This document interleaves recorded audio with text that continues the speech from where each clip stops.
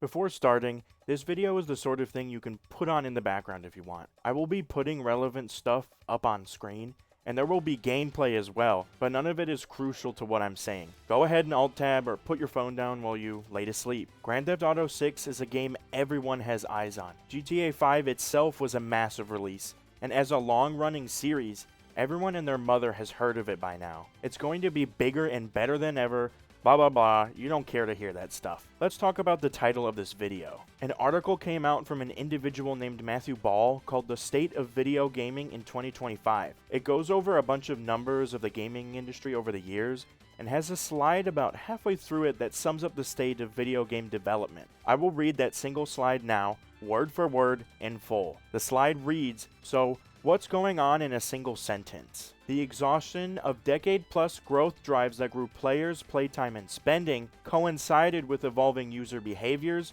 changing monetization models, and growing lock-in effects that exacerbated long-running competitive and budgetary scalations, while growth concentrated in foreign markets that shifted to local products and then took share abroad, and occurred alongside acute macroeconomic financial events and epidemics, were worsened by microeconomic platform policy shifts, as well as the emergence of new and hyperviral substitutes and foreign-based competition, alongside too many would-be new growth drivers that have yet to deliver growth. Oh my god, what a mouthful. That probably made just about 0 sense to you. Let me break down what this means in simpler terms, but also in more than one sentence. Starting at the beginning, the exhaustion of decade-plus growth drives that grew players, playtime, and spending refers to the 20th slide. So, the mobile market, free-to-play games, microtransactions, live service games, and battle passes. There are more listed here, but talking about how cross-platform play increased growth of games is really obvious and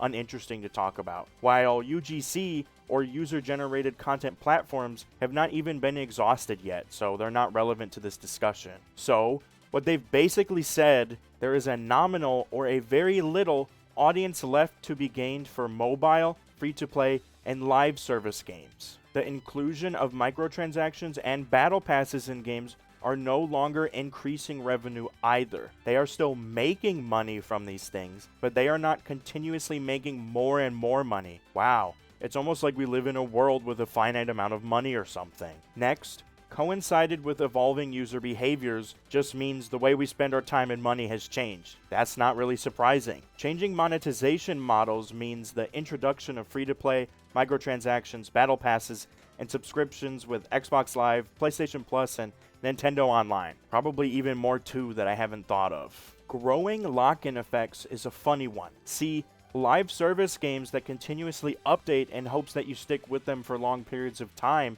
if not forever, is what they talk about here. Battle passes and FOMO limited time mechanics, or fear of missing out, encourage you to stay. Since you paid for something you still have to play to get that won't be there after a month or two. Oh no, something they made is too effective and anti-competitive when done well. If it isn't obvious, I don't really have much sympathy for most of these findings. The person in question who laid this all out isn't supporting these views necessarily, so don't go after them if you disagree with anything that's said here. Continuing on, that exacerbated long-running competitive and budgetary scalations. Okay, in essence, they're saying that the introduction of free-to-play and live service games made AAA companies have to work harder and increase their budgets to keep up. I have an issue with this, but I will come back around to it after we've gone through the entire sentence. The whole run-on sentence. While growth concentrated in foreign markets that shifted to local products and then took share abroad, game companies in the US were attempting to expand their reach to foreign markets,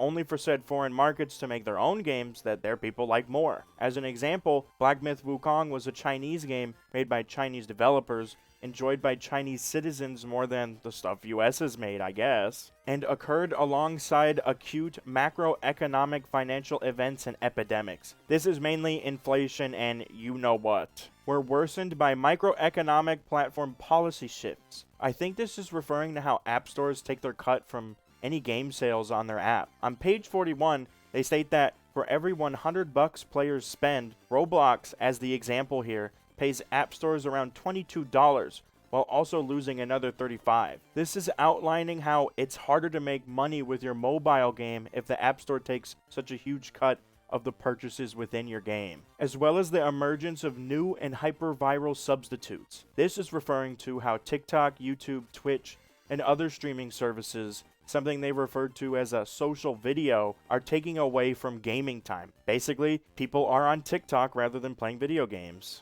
And foreign-based competition. This article is wrote from the perspective of the US of A, but I really don't care where my games are made personally. I just want good games at an affordable price. Oh no, I can't believe Americans had fun playing Black Myth Wukong and Elden Ring, made by Chinese and Japanese developers respectively. US developers have competition not just on their soil, but across the ocean too. Boo-hoo. Do we want to all get along or be at war with each other forever? Gaming is bringing us together. Finally, let's finish this super long sentence off. Alongside too many would-be new growth drivers that have yet to deliver growth. So, on page 126 of this, they list exactly what they're referring to here. Non-core markets, user-generated content platforms and tools, social game services, the Switch 2, other new handhelds like the Steam Deck, AA and AAA mobile gaming, App Store regulation, new game genres, AI, advertising, and GTA 6 pricing. Whew boy, let's go into this. Most of these are perfectly fine. They're natural evolutions of the market that they can pursue to their heart's content. However, AI and GTA 6 pricing stand out,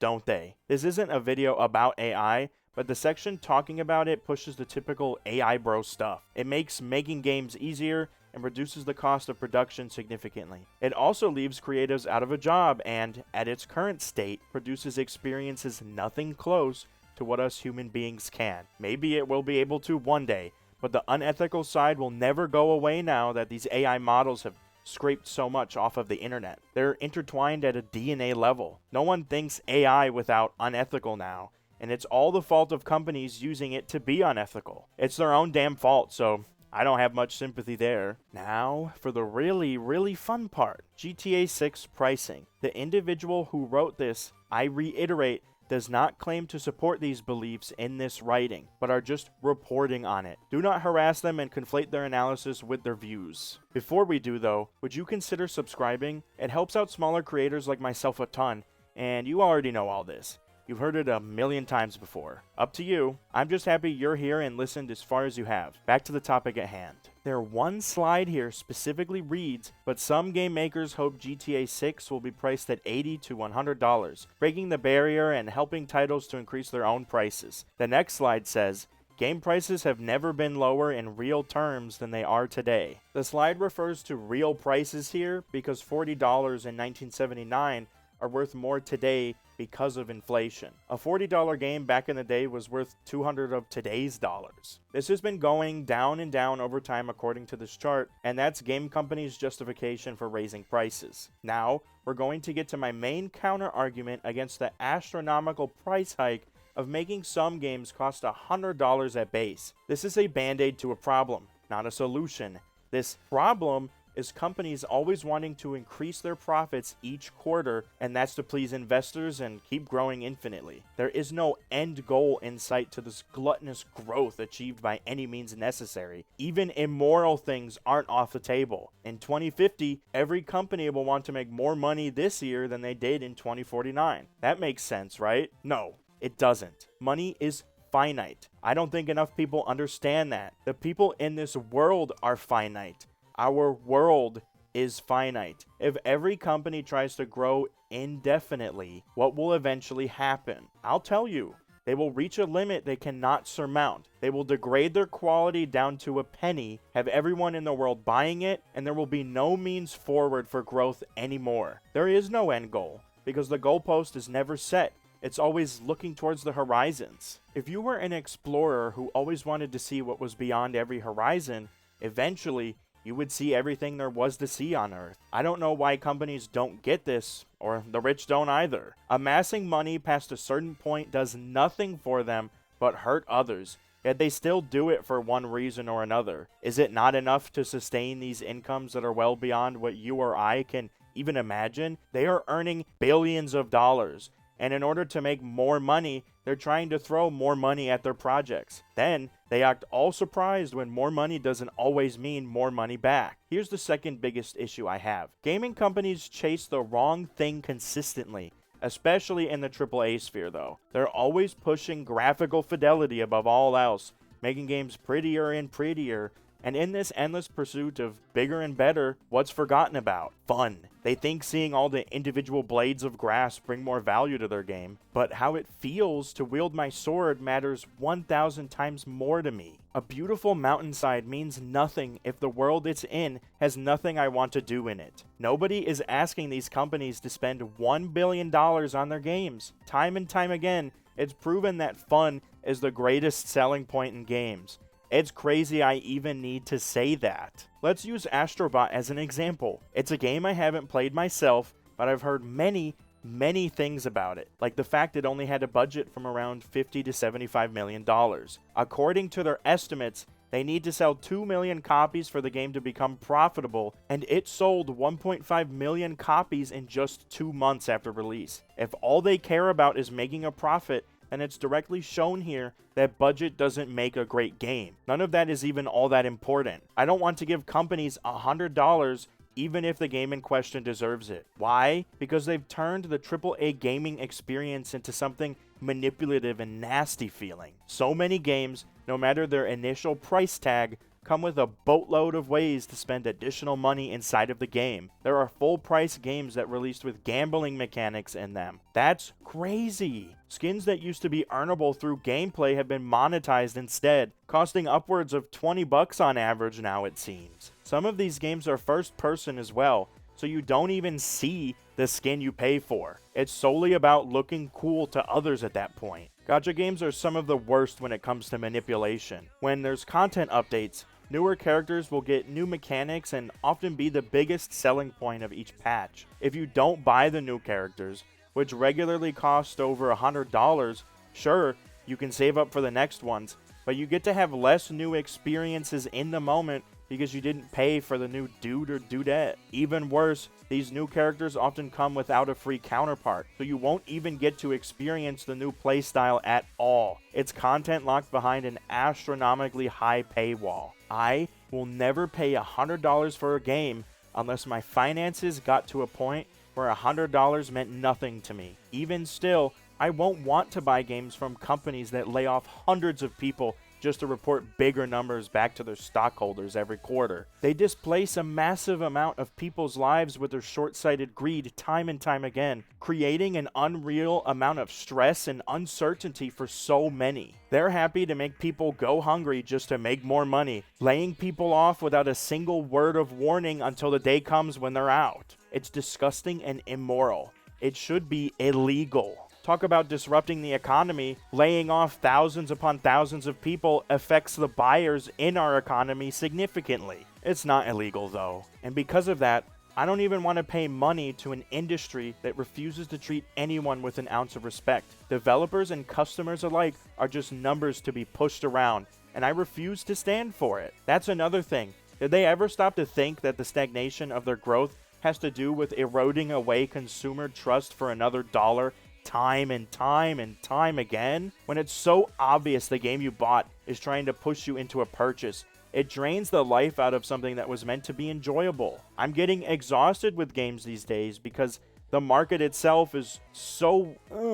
Sorry, not even words describe the frustration I've felt over the years as I'm processing these emotions. Gaming oftentimes feels like an abusive relationship, and people are starting to wake up to the game industry's bullcrap. It's not wrong to make money from what you do. It is wrong to intentionally hurt millions of people for profit. This goes even beyond just gaming. You know what I want? And I think it's pretty reasonable too. I want a future that's focused around sustainability. I want companies to set themselves up and become a solid, consistent, and reliable thing I can rely on to exchange money for goods from all throughout my life. Every new game shouldn't have to be a 10 out of 10, because guess what? That's impossible. And trying to be that is as impossible as everyone trying to reach for all of the world's money for themselves. I ask you to do this. If GTA 6 tries to charge more money Seriously consider how this game will also be charging you microtransactions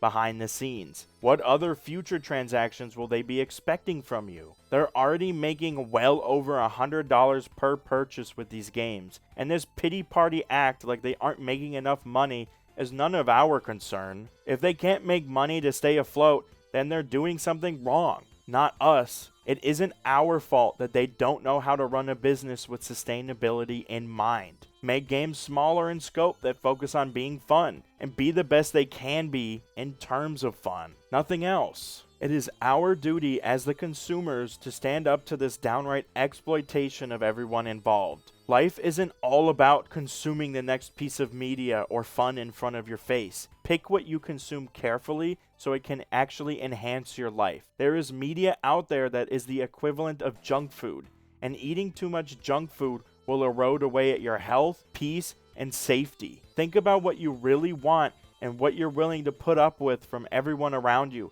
including companies that do or don't respect you. We live in a society together, and corporations should also be held to the standard of at least respecting us. Is that really too much to ask? That's all from me though. I hope you subscribe if you've made it this far, and please have a good day.